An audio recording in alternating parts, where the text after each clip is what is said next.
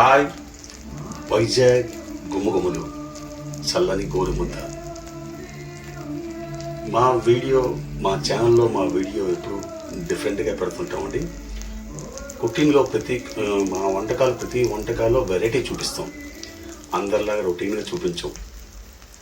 అలాగే మా ఛానల్ని ఇంతకుముందు సబ్స్క్రైబ్ చేసుకున్నట్లయితే మీకు ధన్యవాదాలు. చేసుకోకపోతే మా ఛానల్ని సబ్స్క్రైబ్ చేసుకోండి, లైక్ చేయండి, షేర్ చేయండి. అలాగే మాకు మీరు ఎటువంటి సూచనలు తెలియపరచాలంటే కామెంట్ బాక్స్లో తెలియపరచచ్చు. వీడియోలో ముందుకు వెళ్తే డిఫరెంట్ కుకింగ్ ఇది. ఏంటంటే ఎప్పుడైతే ఇంట్లో నాన్ వెజ్ తినకూడదు అంటారో, ఆ రోజు వండకూడదు అంటారో, ఆ రోజే నాన్ వెజ్ తినాలనిపిస్తుంది. కానీ అలాంటప్పుడు నాన్ వెజ్ తింటే బాధపడతారు, ఇంట్లో వండడానికి ఇబ్బంది. అలాంటి టైంలోని వెజిటేరియన్ ఫిష్ కర్రీ అంటే ఏంటి చెప్తాను. వెజిటేరియన్ ఫిష్ కర్రీ అంటే కాకరకాయ జనరల్గా మసాలా పెట్టి వండుతారు, అది రొటీన్ వంటకం. ఇది అలా కాదు.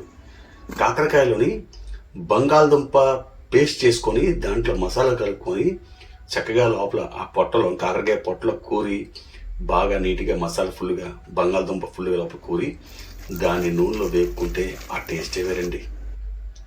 ముందుగా వీడియోలోకి వెళ్తే ఒక పావు కేజీ బంగాళదుంప కొన్నానండి. ఒక 10 కాకరకాయలు చక్కగా నీట్గా శుభ్రం కడుక్కోవాలి.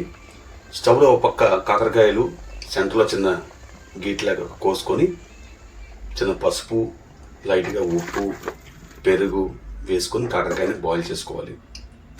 చేసుకొని ఆ కన్నర మూకుల్లో అలా దించుకోవాలి.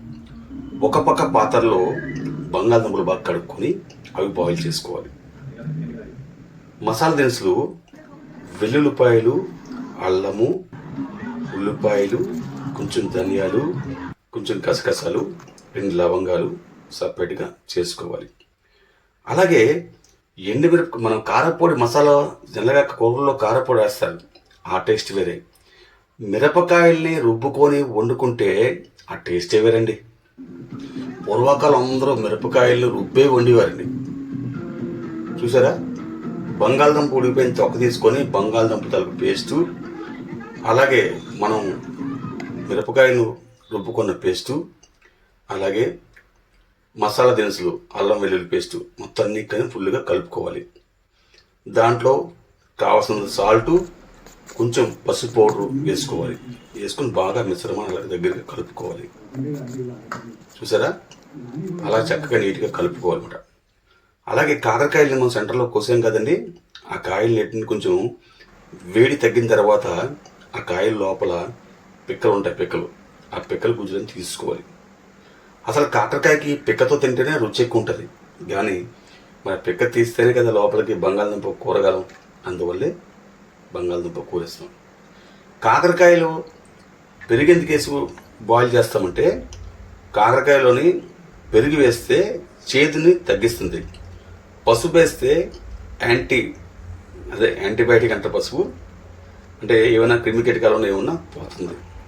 సో చూసారా, చక్కగా ఉప్పు కారం మసాలాన్ని చూసిన తర్వాత కాకరకాయని అలా కాకరకాయ పొట్టలోని ఈ మిశ్రమాన్ని మొత్తం అంతా లోపలికి కూరుకొని చక్కగా ఒక పక్కన పెట్టుకోవాలి. నేను హాఫ్ కేజీకి దగ్గర 9 కాయలు వచ్చాయండి. 9 కాయలు. ఈ 9 కాయలకి నీట్గా చక్కగా అలాగ మసాలా మొత్తం కూరుకోవాలి. చూస్తున్నారు కదా, అలా చక్కగా లోపలికి తోసుకుంటే నీట్గా వెళ్తుంది. అవన్నీ చక్కగా ప్లేట్లో పెట్టుకోవాలి. చూసారా, పచ్చికాయలు చూస్తుంటేనే తినేయాలనిపిస్తుంది కదండి. ఏదైనా వెజిటేరియన్ అండి. వెజ్ దాంట్లో ఉన్న టేస్ట్ ఇంకోదా కాదండి. చూసారా, స్టవ్ ముట్టించుకున్నాం, చక్కగా రేకు పెట్టుకున్నాం. దాని మీద కొంచెం కావాల్సినంత ఆయిల్ వేసుకొని మనం కాకరకాయలోని ఆ మిశ్రమాన్ని వేయగా మిగిలిన మిశ్రమాన్ని జస్ట్ అలాగా అట్ల టైప్ మీద వేసుకొని చిన్న అట్లాగా అలాగే జస్ట్ అలా పాముకోవాలన్నమాట. అలా పాముకుంటే దాని మీద కాకరకాయల్ని వేస్తే కింద నుంచి బాగా ఉడుకుతుంది.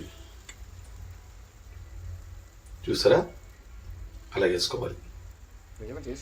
దీనికి కాంబినేషన్ ఏంటంటే అదే పెరుగు పులుసు అండి.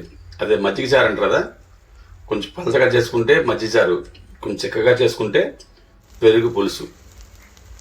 పెరుగు పులుసు, పెరుగు చారు, మజ్జిగ చారు కామన్ రొటీన్, ఎవరి భాషలో మారుతారు. సో కొంచెం ఉల్లిపాయలు అన్నీ టమాటాలు బాగా కోసుకొని ఒక పక్క పెరుగుని బాగా తాలింపు పెట్టానండి. ఆ పెరుగు తాలింపు పెట్టిన పెరుగు పులుసు, ఈ కాకరకాయ మసాలా వేపింది వేడి అన్నంలోనే తింటండి. బా ఏం టేస్ట్ ఉందని, చాలా బాగుందండి. అసలు వీటి ముందు చేపలు మాంసాలన్నీ వేస్ట్ అండి, అంత అద్భుతంగా ఉంది. ఇలాంటి వంటకాలు కనీసం నెలలోని ఒక 10 రోజులు 15 రోజులు తినాలండి. తింటే మన కడుపుని చెడు బ్యాడ్ కొలెస్ట్రాల్ ఏమున్నా పోతుందండి. షుగర్ పేషెంట్లు, బీపీ పేషెంట్లు తింటే ఒంటికి చాలా మంచిదండి. కాకపోతే దీనికి చాలా సహనం ఉండాలండి, ఓపిక ఉండాలి. చూసారా, అసలు దీని దగ్గర ఏ చేప పనిచేస్తే చెప్పండి, ఏ ఫిష్ పనిచేస్తే చెప్పండి, ఏం పనిచేయదు. గొప్ప టేస్ట్గా ఉంటుందండి.